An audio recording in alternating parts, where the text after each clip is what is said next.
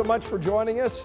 It is 11 o'clock and we want to begin tonight with the Indianapolis business owner who got an electric bill for nearly $15,000. Her service disconnected, her shop shut down. She told us this is an error by AES. Tonight she's sharing her story with our Logan Gay in hopes of helping others who may find themselves in the same spot. Nayeli Torres says her family business, Tapia's Tires and Oil, has been open since 2024. We do oil change, we do brakes, rim repairs. But in January, she says they had to temporarily shut down after getting this electric bill. With other services and taxes and all that stuff, it was $15,262. And regular, we owed $177. I couldn't believe what I was seeing. It's unbelievable. Torres says she started calling AES, trying to figure out what was going on. We just kept calling and calling, see if somebody would tell us something different, but we never got anything different, but it has to get paid. And our electric got disconnected. That's how I feed my children, and we get going. We need gas every day and everything, and it was a really huge impact, and we didn't know what to tell our employees. But Torres says she kept pushing for answers and was finally able to get a supervisor on the line, confirming the bill was the result of a human error.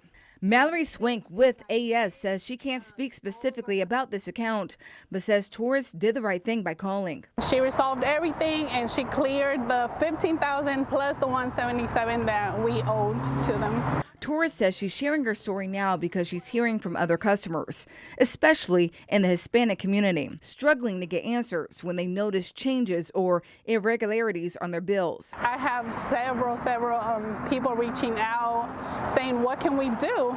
Because our bills are so high, and when we call, they just say that they can't do anything about it. Swink says customers have several ways to get help with their bills. We have bilingual agents. They're not there on every shift, but they're there for most shifts, and they'll be happy to speak with you if the language is a little bit of a barrier. But we also have a 24/7 translation service. So we just encourage customers to call. As for Torres, she says the shop is back open and running. And I'm thankful that we were able to resolve this, that we're back in business.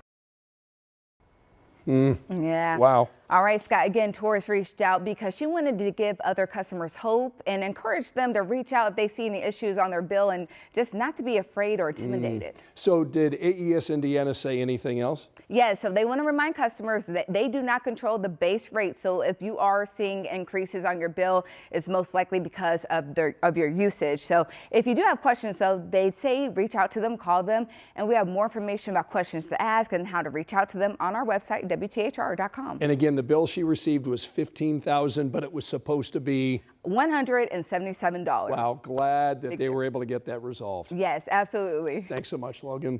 Well, daylight is providing a clear picture of the true impact of those deadly storms in northern Indiana. An elderly couple was killed last night, buildings demolished and trees ripped right out of the ground. We'll take a closer look at that damage in a moment, but first tonight, Angela's tracking a major cool down. Angela? Yes, you can see it here, Scott. Temperatures down more than 30 degrees from 24 hours ago. 34 colder in Indianapolis, 35 colder in Lafayette. We're down 32 degrees in Bloomington. That puts temperatures in the 30s and 40s. 35 Kokomo, 34 Muncie and Richmond, and 37 degrees in Indianapolis. The good news, radar is quiet. We had a stormy 24 hours. The bad news at the bus stop, temperatures near 30 degrees. Grab the coat. You'll need it off and on most of the day tomorrow. At least there's some sunshine in that Thursday forecast. Highs in the upper 40s. Angela, thanks so much. Tonight, the National Weather Service says that deadly tornado that started in Illinois and then moved through northwest Indiana has a preliminary rating of an EF3 with wind speeds reaching 150 miles per hour. Jenna Webster spent today in Newton County, where the work to rebuild is just getting started. Where signs welcome you into Lake Village, the path storms took becomes clear. I saw on 41, just like when I was coming from Rocco, just everything was just wiped out. It was crazy.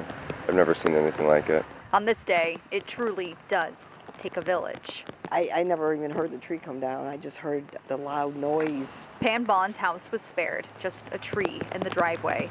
Others weren't as lucky. Tree on the vehicles, trees on the rooftops. The apartment building down there looks like a Lego building. Someone just took the roof right off. Veronica Price was at work when it happened, on the phone with her mom at their home in this neighborhood. Years and years ago when I was a kid, we had a tornado, but nothing like this. Now the power crews are all moving in. They got to deal with all of these poles because they were no match for the wind. So many down in the road up there. Indiana State Police say 130 utility poles all need to be replaced. They also found 235 structures in the path of this storm. 106, like this one right here, they found with damage. This tornado was up and down, as it caused destruction through our state. ISP says 10 people were injured. In this Newton County neighborhood, an elderly couple died after their home was struck and destroyed. The weather was fine this morning, but then in the middle of the day it just changed drastically. While these families pick up the pieces, They're all safe. As far as we know, they're all safe, so pretty good so far. they're happy. It's just that. In Newton County, Jenna Webster, 13 News. Here's a look at the other stories making headlines right now. Tonight, a man is behind bars and facing charges after the FBI arrested him at Indianapolis International Airport. Investigators say Keith White shot someone after a fight at an Indy halfway house for convicted felons and people on parole. All of this happening last week. Police tracked White to El Paso and then a flight to Indianapolis from Denver. He was taken into custody when he arrived. A Hamilton County man was just sentenced to 30 years in prison after pleading guilty to a 34-year-old murder. Thomas Anderson Jr. took a plea deal connected to Tony Bledsoe's death. Anderson also agreed to testify against the other man who's charged in this case. Bledsoe's family in Arcadia reported him missing back in March of 1992. Police believe this is the day he was killed. Tonight, police are looking for the person who killed a woman found dead in her Indianapolis backyard. Officers found 51-year-old Kimberly Stewart behind a house on Lyndhurst Drive late last night. They have not said how she died, only saying she had traumatic injuries. Police detained someone at the scene, but later released that person. Tonight, Indy Parks is looking to fill hundreds of summer job positions.